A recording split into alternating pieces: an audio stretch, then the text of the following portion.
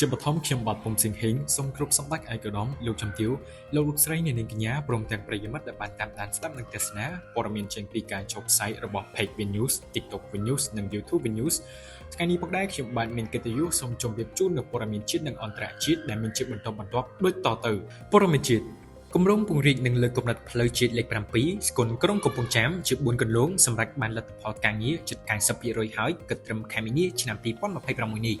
គម្រោងពង្រីកនិងលើកកម្ពស់កម្រិតផ្លូវជាតិលេខ7ជា4គន្លងនេះគឺកសាងចាប់តាំងពីទីប្រជុំជនស្គុនរហូតដល់ក្រុងកំពង់ចាមខេត្តកំពង់ចាមមានប្រវែងសរុប 45,504 គីឡូម៉ែត្រដោយគម្រោងសាងសង់កំពុងដំណើរការយ៉ាងរលូននិងដុតដៃដុតជើងយ៉ាងខ្លាំងដើម្បីបញ្ចប់គម្រោងឲ្យបានលឿននៅក្នុងឆ្នាំនេះនិងមុនការគ្រោងទុកព្រោះថាផ្លូវជាតិលេខ7គឺជាខ្សែផ្លូវយ៉ាងសំខាន់និងជាសរសៃឈាមសេដ្ឋកិច្ចដ៏មានសក្តានុពលក្នុងការជួយសម្រួលដល់ការធ្វើដំណើរការដឹកជញ្ជូនផលិតផលកសិកម្មកសិឧស្សាហកម្មទេសចរណ៍ព្រមទាំងលើកកម្ពស់ការអភិវឌ្ឍនិងសកម្មភាពសេដ្ឋកិច្ចសង្គមជាតិនានាផងដែរជាបន្តទៅនេះបើយោងតាមការចុះផ្សាយរបស់ Fresh News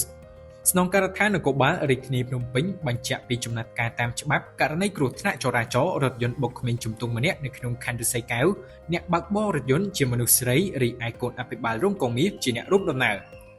ភ្នំពេញស្នងការដ្ឋាននគរបាលរាជធានីភ្នំពេញនៅថ្ងៃទី20ខែមីនាឆ្នាំ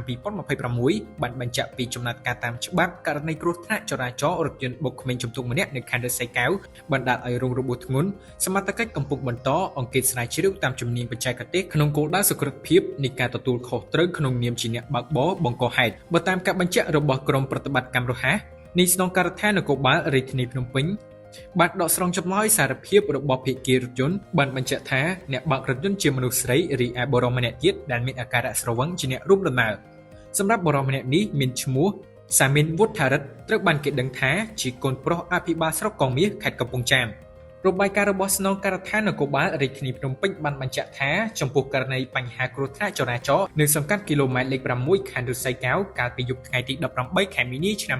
2026បណ្ដាលឲ្យក្មេងប្រុសចំនួន1នាក់រងរបួសធ្ងន់អ្នកបើកបររថយន្តនិងអ្នករួមដំណើរប្រុសស្រីទាំងពីរនាក់កំពុងត្រូវបានសមត្ថកិច្ចជំនាញការិយាល័យនគរបាលចរាចរណ៍ផ្លូវគោកនាំខ្លួនមកសាកសួរតាមច្បាប់ជាមួយគ្នានេះបើយោងតាមការស្រាយបំភ្លឺរបស់ភាគីរថយន្តបង្កបានឆ្លើយចំពោះមុខសមត្ថកិច្ចឲ្យដឹងថាអ្នកបើកបររថយន្តបង្កជាស្ត្រីដោយមុនពេលកាត់ហេតុស្ត្រីនោះបានបើករថយន្តចេញពីកន្លែងផឹកស៊ីជាមួយបុរសដែលរួមដំណើរពីហាងមួយកន្លែងក្នុងខណ្ឌសែនសុខទោះបីជាយ៉ាងណាករណីនេះសមត្ថកិច្ចកំពុងបន្តអង្កេតស្រាវជ្រាវតាមជំនាញបច្ចេកទេសក្នុងគោលដៅសុក្រឹតភាពនៃការទទួលខុសត្រូវក្នុងនាមជាអ្នកបើកបរបង្កហេតុដោយអនុលោមតាមនីតិវិធីកំណត់ក្នុងច្បាប់មុននឹងបញ្ជូនសំណុំរឿងទៅតុលាការឆាប់នេះដើម្បីពិនិត្យសម្រេចជាសមត្ថកិច្ចសូមបញ្ជាក់ថាលោកសាមីនវុធារិទ្ធ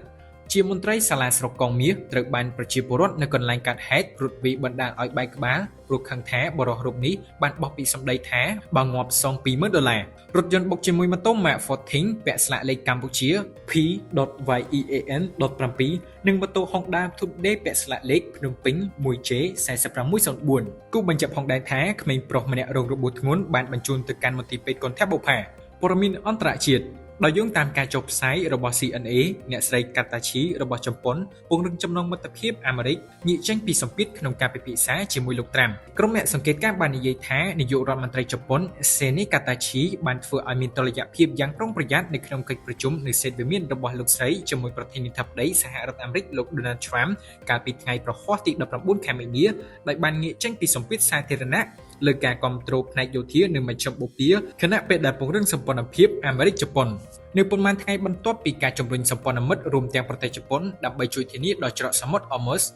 ចំពេលមានសង្គ្រាមរវាងសហរដ្ឋអាមេរិកនិងអ៊ីស្រាអែលលើប្រទេសអ៊ីរ៉ង់លោក Donald Trump បាននិយាយជាវិជ្ជមានអំពីកិច្ចខិតខំប្រឹងប្រែងរបស់ទីក្រុងតូក្យូទាក់ទងនឹងចំនួននៅមជ្ឈមបូព៌ាក្នុងនេះមិនច្បាស់លាស់លោកបានផ្ដល់ការចង្អុលបង្ហាញតិចតួចអំពីអ្វីដែលប្រទេសជប៉ុនអាចចូលរួមចំណែកក្នុងការធានាផ្លូវទឹកដ៏សំខាន់ប៉ុន្តែបានទទួលយកនូវសម្លេងស្និទ្ធស្នាលជាមួយលោកស្រីកាតាឈីជាការលើកឡើងកាលពីពេលថ្មីៗនេះដែលរិះគន់សម្ព័ន្ធមិត្តចំពោះការរារាំងលោក Glenn S. Fukushima អ្នកមកសួរសុខទុក្ខនៅសាកលវិទ្យាល័យ Stanford បាននិយាយថាសរុបមកខ្ញុំគិតថា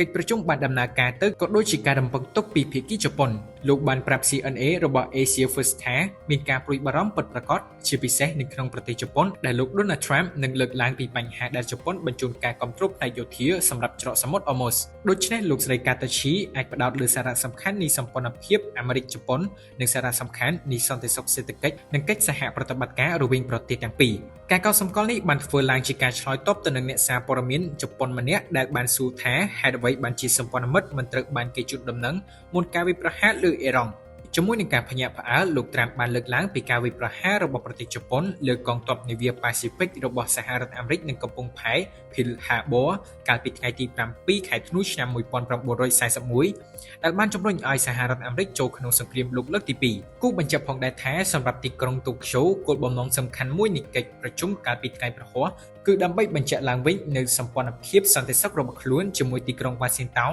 ជាពិសេសនៅមុនកិច្ចប្រជុំកំពូលដែលរំពឹងទុកច្រើនរវាងលោក Trump និងសមាភិករបស់ចិនលោក Xi Jinping ដែលដើមឡើយក្រុងនឹងធ្វើនៅចុងខែមីនានេះចាប់តាំងពីពេលនោះមកលោក Trump បានពន្យាពេលការធ្វើដំណើរទៅទីក្រុងប៉េកាំងដោយសារសង្គ្រាមដែលកំពុងបន្តជាមួយអ៊ីរ៉ង់ជាចុងក្រោយខ្ញុំបាទពុំស៊ីងហេងសូមថ្លែងអំណរគុណចំពោះសម្បត្តិឯកឧត្តមលោកជំទាវលោកស្រីនាងកញ្ញាដែលបានតាមដានស្ដាប់និទស្សនាតាំងពីដើមរហូតដល់ចប់ខ្ញុំបាទសូមអរគុណ